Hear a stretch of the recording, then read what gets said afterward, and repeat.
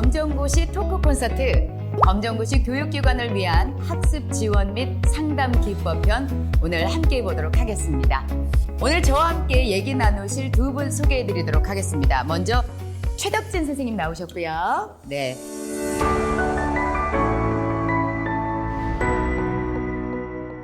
그리고 안진현 선생님 나오셨습니다. 안녕하세요.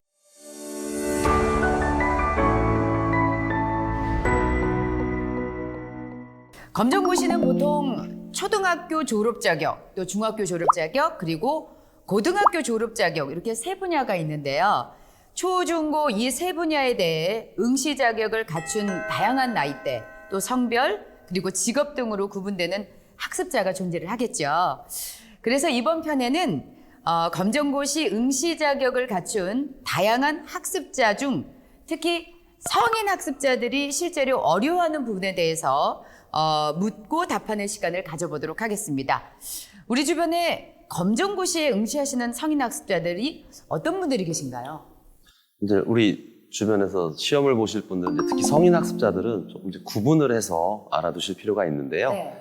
일단은 학교를 다니거나 공부를 해보신 경험이 전혀 없는 무학 학습자분, 그리고 예전에 공부를 했는데 몇십 년 동안 공부를 안 하시다가 지금 막 새로 시작하신 학력 단절 학습자.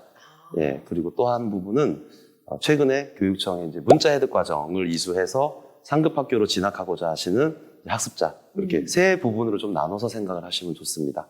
그런데 안진현 선생님, 네. 우리 학습자분들이 공부하시다가 이게 뭔가 이렇게 중간에 막히거나 좀 네. 어려운 부분이 있으면 그냥 뭐 가정 핑계 대시고 아니면 그렇죠. 이제 육아 핑계 대시고 예.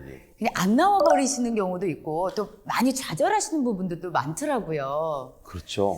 그런 부분들은 어떻게 또 도와드릴 수 있을까요? 그런 부분들은 사실 자녀분들보다도 선생님이 더 가깝다고 보셔야 돼요. 네. 그래서 공부를 하겠다고 이제 우리 학교에 오신 성인 학습자들과 관련해서 이제 상담을 하실 때부터 좀 우리 학습자들의 환경을 파악을 좀 하시는 게 중요합니다. 네. 그러니까 예를 들어서 일단은 뭐 가족과 함께 생활을 하시는지 아니면은 이제 두 부부만 생활하시는지 이런 걸 좀 알아두시면 뭐 공부를 하다가 모르는 거 있으면은 뭐 알려주거나 도와줄 분들이 이제 가족 중에 누가 계신가 네. 이런 부분을 좀 파악을 할 수가 있겠고요. 또 학습자분 본인의 건강 상태에 대해서도 좀 질문을 통해서 알고 계실 필요도 있는 게 예를 들면 이제 수술 이력이나 또 현재 질병 상황 이런 걸 알고 계시면은 뭐 허리가 아파 허리 수술을 받아서 네. 오랫동안 앉아 계실 수가 없는 분들 아, 이제 그런 분들은 이제 기둥 쪽 교실의 이제 벽 쪽이나 기둥 같은 곳에 좀 기대서 공부하실 수 있도록 배려도 좀 해주실 수 있겠고 그래요, 맞아요. 또 뭐 이런 분들에 대해서 좀 파악을 하시고 그분에 대한 뭐 맞춤형 배려라 그래야 될까 그런 게 좀 있으면 훨씬 더 좋고요. 네. 그다음에 직장생활 유무도 학습을 하는 데 있어서 굉장히 중요한 요소로 작용하거든요. 직장생활하면서 사회생활 경험 있으신 분들과 집에서만 계셨던 이제 전업주부들도 또 좀 다른 네. 양상을 보이기도 하니까 그런 부분을 또 좀 알고 계시면 좋습니다. 그래서 일단 이런 상담 단계를 거치면서 가장 중요한 것은 이제 지도자와 학습자가 공동의 목표를 갖는 게 중요해요. 네네. 시험을 보시려는 이유가 뭔가, 뭐 시험을 합격을 한 이후에 어떤 목표가 있으신가, 이걸 같이 공동의 목표를 설정을 해놓고 나서 이 목표를 위해서 같이 노력을 하면 훨씬 더 좋죠. 네. 그래요. 어떤 학습자분들은 이제 제가 만나본 학습자분은 그러시더라고요.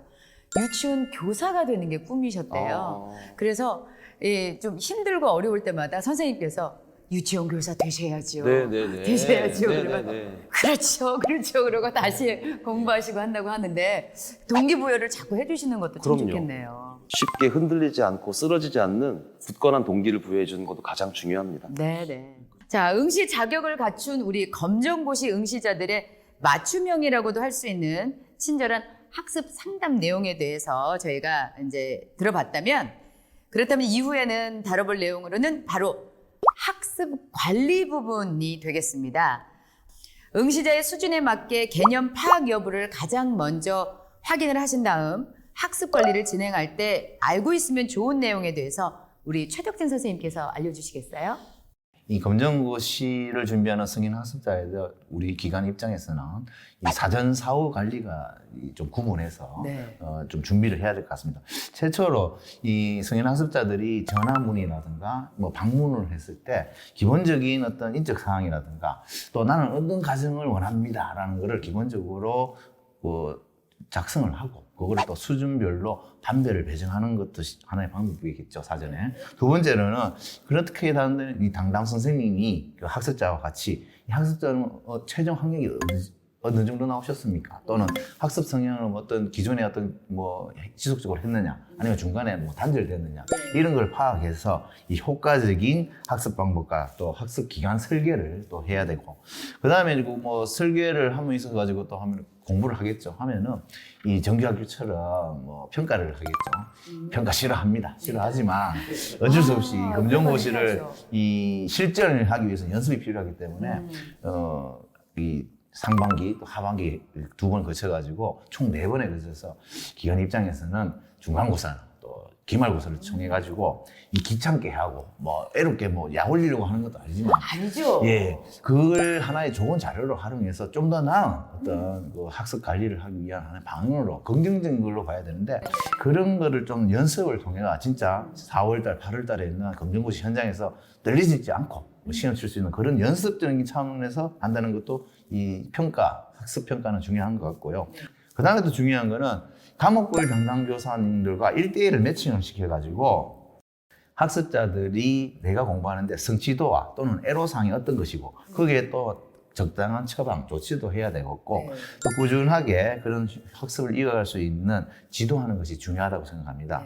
이런 것들이 사전 어떤 관리 방안이 되겠고요. 사후 관리 방안으로서 이제 이 검정고시를 치매에 있어가지고 최초로 응시 원서도 개별적으로 가서 응시 원서를 접수할 수도 있습니다만은 기관 입장에서도 학습자의 편의를 또 도모하고 또 그런 걸 위해서는 응시 원서도 또 같이 제출하는 구비 서류가 많거든요. 뭐 그런 것도 서포트할 수 있는 것도 행정 지원 체계가 있어야 될 것 같고 그리고 두 번째로는 시험을 치고 나서 과목별로 어떤 과목을 합격했고 또는 전 과목을 합격한 사람은 다음 단계로 어떤 과정을 원하는지를 파악해서 거기에 맞는 어떤 집중 지도 또는 보충서 그리고 전 과목 고졸 검정고시 합격생들을 위해서는 어떤 맞춤형 평생학습 지원 어떤 진로 상담, 진학 상담도 있어야 될 것 같습니다. 그리고 어떤 학습자들이 맨날 공부만 시키고 뭐 다른 걸 없나? 뭐 지루하다. 좀 의욕도 떨어질 쯤에 열심히 하면 우리가 뭐 여러 가지로 정신적으로 물질적으로 뭔가를 좀 보상적인 측면에서 좀 도와주고 격려하고 지지하는 제도도 필요하다고 생각합니다. 그게 이제 첫 번째로 제일 생각나는 게 장학 제도겠죠. 장학제도. 예, 금액의 문제가 뭐 크고 작고를 떠나가지고 돈 10만 원을 받아도 어머니들은 좋아합니다. 그럼 예. 장학금인데. 예, 장학금은 그 금액의 문제가 열심히 내가 하고 있구나 하는 그 어떤 그 정서 차원에서 그럼 내가 더 열심히 해야 되겠다.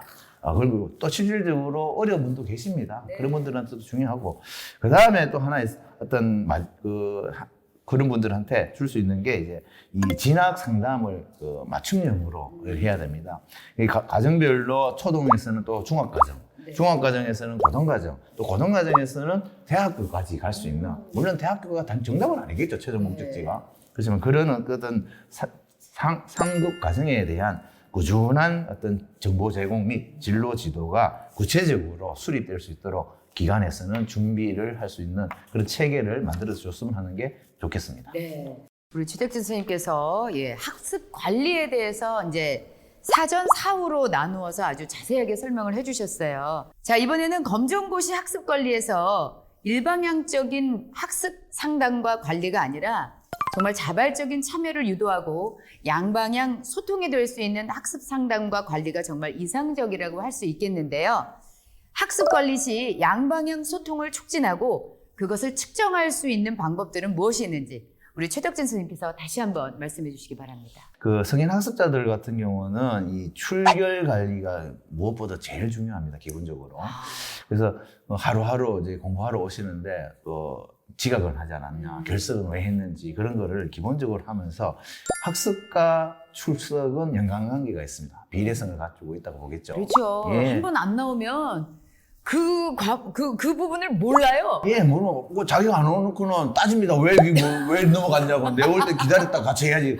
그런 얘기도 듣습니다만은, 그래서 꾸준한 출석률이 바로 이제 학습 성과와 미치는 영향이 있는 거죠. 그래서 네네. 그런 거를 또 독려하고 또 관심을 가져주는 게 학습자들 지루해하고 또 포기하고 애로사항이 있는 학습자들한테 힘이 되는 거겠죠. 네네. 그 다음에 두 번째로는 학습자들이 출석을 하면 이제 선생님들이 과목별로 수업을 하지 않겠습니까? 네. 그 수업을 하면서 그 결과물로서 이제 수업을 내가 어떤 내용을 어떤 목표 아래서 했다. 그래서 수업 일지를 작성을 해야 됩니다. 수업 일지를 왜 작성하냐면은 그 하나하나 학생들의 어떤 그 수업의 진도라든가 학습 상태 그런 거를 지속성 있게 강화한다거나 학업의 어떤 중요성을 인식시키는 데 좋은 자료로 쓰이기 때문에 중요한 어떤 그 방법이라고 생각하고요.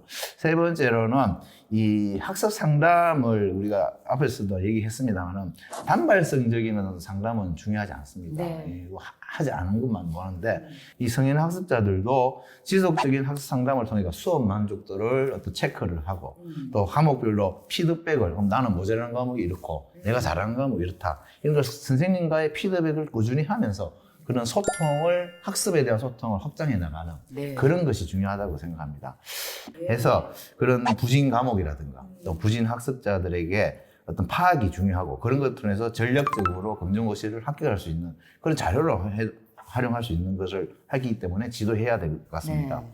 그 다음에 또 이외에도 여러 가지가 있습니다만은 학습 장려 제도라는 측면에서 효과가 굉장히 좀 있는데 네. 여러분 뭐 어떤 일을 잘했을 때나 우리는 뭘 해줍니까? 상벌 제도라는 게 있어요. 있죠. 예. 근데 지각하거나 결사하거나 빠지면은 어른들한테 뭐 하겠습니까? 청소를 시키겠습니까? 벌금을 매기겠습니까? 그렇죠. 그러니까 좀 그런 벌은 안 줍니다. 네. 그냥 벌은 안 주더라도 상은 줘야 되겠다. 상은 모든 사람들이 중요합니다. 뭐 대통령부터 해가지고 뭐 유치원 학생까지. 네. 그래 잘하면 상 줘야 됩니다. 그렇죠. 상 중에 상은 제일 좋은 게 뭐냐? 바로 개근상을 좋았습니다. 그래요. 우리 학습자님들이나 네. 옛날 우리 부모님들 보면은 네. 공부는 뭐 많이 못하더라도 학교는 빠지면 안 된다. 맞습니다. 아파도 학교에서 아프고 잠도 학교에서 자라고. 예. 그래서 학교에 보내신 분들이 많거든요. 정말 눈이 오나 비가 오나 태풍이 몰아치나 내 햇빛이 폭염이 오나 지팡이 짚고 오십니다. 맞아요. 아침 6시 일나가지고 새벽 차 타고 옵니다. 예, 그런 분들이 눈에서 위해서 해줄 수 있는 거는 개근상입니다. 네. 예, 개근상을 주면 그 하나 상장 받으면 눈물 콧물 다 짭니다. 그래서 그런 걸로 격려를 또 해드리고 네. 또 잘하시는 분들은 또 학교를 위해서 학습자들 모범이 되는 사람들은 모범상도 드리고 네. 그런 걸 통해서 학습의 어떤 의욕, 어떤 성취 욕구를 또 강화시키고 또 그런 것도 자존감도 높일 수 있는 네. 그런 제도로 많이 있다고 생각합니다. 그리고 또 저희 학교에서도 하고 또 요즘에 뭐 민간기관이나 성인문예교육이나 뭐 검정고시 기관들 보면은 공부만 시키면 싫다. 나도 좀 동아리라는 걸 좀 해보자. 동아리. 예. 글도 모르고 뭐 또 학력이 없으니까 뭐 지자체에서 하는 동아리라든가 뭐 어떤 평생학습 프로그램 접근성이 떨어집니다, 여러분들. 그래서 이왕 하는 거 기관에서 특할 시간, HR 시간이라고 네. 하죠. 네. 예, 그 시간에 주 1회 정도 또는 뭐 월 2회 정도의 네. 학습 동아리를 자체적으로 학생들도 교사 같이 해서 조직을 해서 운영, 회비도 같이 내고 네. 그리고 공연도 같이 하고 발표도 하고 또 책도 내고 그런 활동들을 합니다. 그 대표적인 것들이 뭐 스포츠 댄스라든가 풍물이라든가 그다음에 뭐 연극이라든가 그다음에 또 뭐 동화를 구현하는 구연 동화라든가 네, 이런 네. 것들을 합니다. 이런 것들이 뭐 검정고시를 공부하는데 아무 효과가 있나 이렇게 생각하시는 분들 계십니다만은 제가 봤을 때는 그런 어떤 부가적인 어떤 특별 활동을 통해 가지고 동아리 활동도 그런 검정고시 학습의 어떤 그 보조적인 역할로 굉장히 개인한테 중요한 영향을 미친다고 생각합니다. 예, 맨날 어떻게 밥만 먹고 살아요? 아유, 맞습니다. 고기도 간식도 먹고, 먹고, 예, 간식도 그렇습니다. 먹으려면. 뭐 스테이크도 썰어봐야 되겠죠. 네네. 예, 옆에 그래서 저 특별 활동이 꼭 필요할 것 같아요. 예. 그 다음에 마지막으로 또 추천해드리고 싶은 게, 교과서에만 배우네요. 뭐, 눈으로는 뭐, 미국도 가고, 프랑스도 가고, 뭐, 경주도 가고, 뭐, 휴전선도 갑니다. 그러나, 직접 가서 눈으로 보고, 또 직접 만져보기도 하고, 예. 또 읽어보기도 하고, 입어보기도 하고, 맛보기도 하는 이런 체험학습도 권장해드리고 싶습니다. 네. 체험학습은 어떤 교과서 틀에서 벗어나고 또 더 세부적으로 이해도를 높이는 학습 효과적인 측면에서 중요하고요. 두 번째로는 교사와 학습, 학습자 또는 학습자 간에 학습 공동체를 강화하는 측면에서 네. 아주 중요한 의미를 지닌다고도 할 수 있습니다. 네. 그런 의미에서 이런 여러 가지 어떤 몇 가지 말씀드리는 것들이 학교 기간에 맞게끔 학습자들과 같이 의논을 하셔가지고 학습자들이 자발적으로 수업을 참여할 수 있고 지루하지 않고 네. 뭐 중단하지 않는 그런 어떤 수업 참여 제고 방안으로서 네. 선택을 하시면 좋을 것 같습니다. 네. 우리 학습자들의 또 기분도 파악하고 또 컨디션도 좀 파악해가면서 그리고 또 달래줄 땐 달래주고 또 열심히 공부할 땐 공부할 수 있도록 공부에도 어느 정도의 밀당, 예, 당근과 채찍이라고 하기에는 좀 뭐하지만 그런 것들이 좀 필요하지 않을까도 싶네요. 네네. 자, 이상으로 우리 최덕진 그리고 안진윤 선생님과 함께 검정고시 과목별 학습법에 대해서 알아봤습니다. 오늘 검정고시에 응시하는 우리 학습자 구분과 그리고 학습 상담, 학습 지원 관리 등에 대해서 살펴봤는데요. 되게 많은 도움이 되셨는지 모르겠네요. 오늘 함께 해주신 두 선생님 감사하고요. 네, 여러분들 시청해주셔서 고맙습니다.